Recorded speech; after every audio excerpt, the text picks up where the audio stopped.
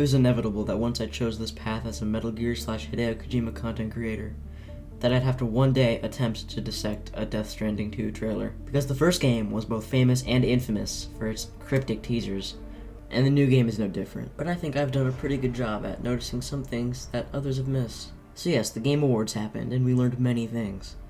1. Death Stranding 2 was announced. That is a working title, by the way. It will definitely have something else to it. And we also learned that Animal can hide in box. We'll talk about that more later. But we got a full Death Stranding 2 teaser, and oh my god, I can't wait. To start, we open up on a baby's toy with the Bridges logo on it, suggesting Louise, Fragile, and Sam are still within Bridges. There's also a few stickers on it. First, an I Heart BB sticker from the first game, and 2 other ones that I can't quite make out, but I'm sure there's something. We then see a Blocks toy, no doubt for Louise. One of the blocks and its corresponding hole is a crab shape, continuing the crab imagery from the last game. There's also a Bridges truck piece in the mix that doesn't have a hole, although it could be part of a different toy. In the next shot, we see just how much Louise has grown. The 2 feet mark is given a lot of focus for obvious reasons. We also see either the cosplayer's hood in the bottom left or a big plush Cryptobite. Now here we see what I think could be a little statue of Amelie, or maybe it's someone we haven't seen yet. We also see some red-clad figures carrying a coffin up the snowy mountain, which has the same statue at the end of it. These red people also match the red outfitted guys we see at the end of the trailer. But what I think this could be is a funeral for Amelie. Maybe by some people who worship extinction entities? This is because of the religious nature of the funeral, I see, with the long line of followers and the statue. Also, small detail, but their clothes do match her dress. Or this could be a funeral for Higgs, as these followers could be his men. Also, the statue does resemble this guy at the end of the trailer, who is implied to be Higgs. Maybe they're trying to resurrect him into this form or something. Then, we get our first look at Fragile holding Louise. A lot of things here right off the bat. 1, they've both grown their hair out a bit. 2, Louise has a pair of wings on her back. That probably means something, I don't know. 3, these little animal stickers could be in reference to the BTs you fight in the first game. But 4, we can see Fragile's skin, and she's not old anymore. We can't really tell how or why this is the case from this teaser, but it's definitely something worth pointing out. Maybe through her exposure to Cryptobites, the timefall effect went away, since she does eat them all the time, and a Cryptobite a day keeps the timefall away. We can also see what is for sure a Cryptobite plush, and the word insulated on the wall, showing this is a secure location for our characters, probably for their protection from some people that we'll see later. We also see Louise's now empty pod being used as an aquarium for Cryptobites, like the jar in Sam's room.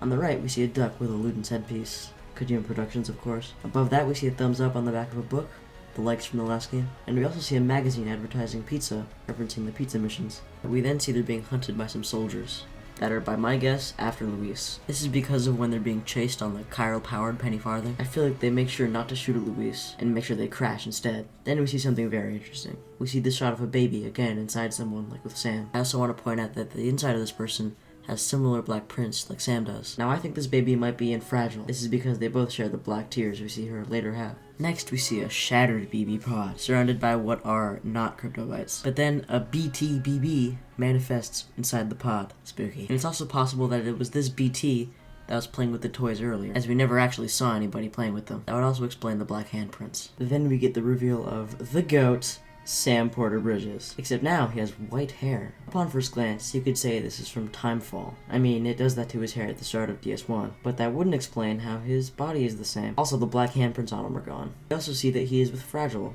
as they witness a massive object rise out of the sludge, which resembles the water at Crater Lake. This seems to be a ship from Drawbridge, a new faction in this game. Interestingly enough, there's also this logo on the side, and I think I'm the only one that noticed this.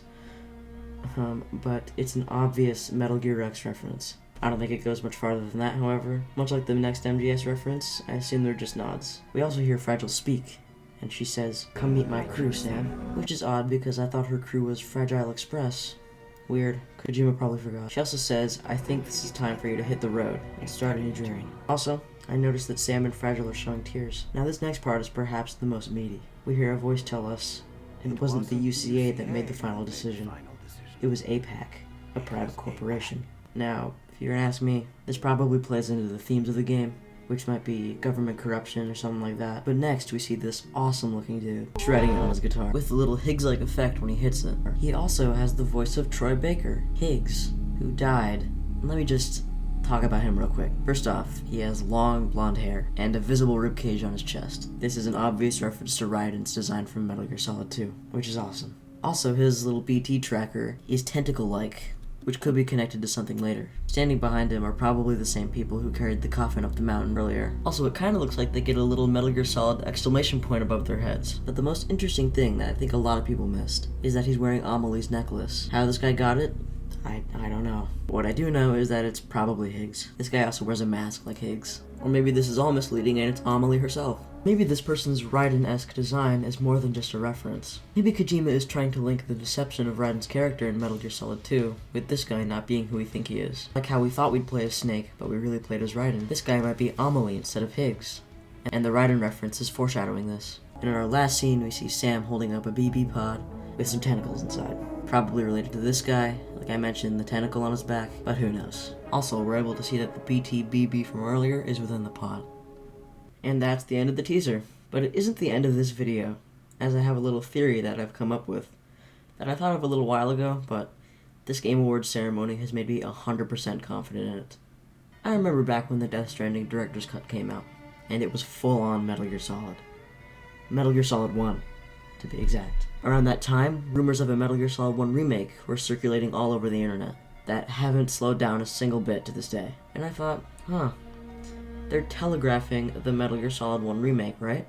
And now I'm way sure of that. There was the Metal Gear Rex reference, again, specific to Metal Gear Solid 1, unless they're doing a remake of Metal Gear Solid 4. Also, to rewind to the start of the video, special guest Animal from the Muppets made a very intentional hiding in a box joke right after mentioning Kojima.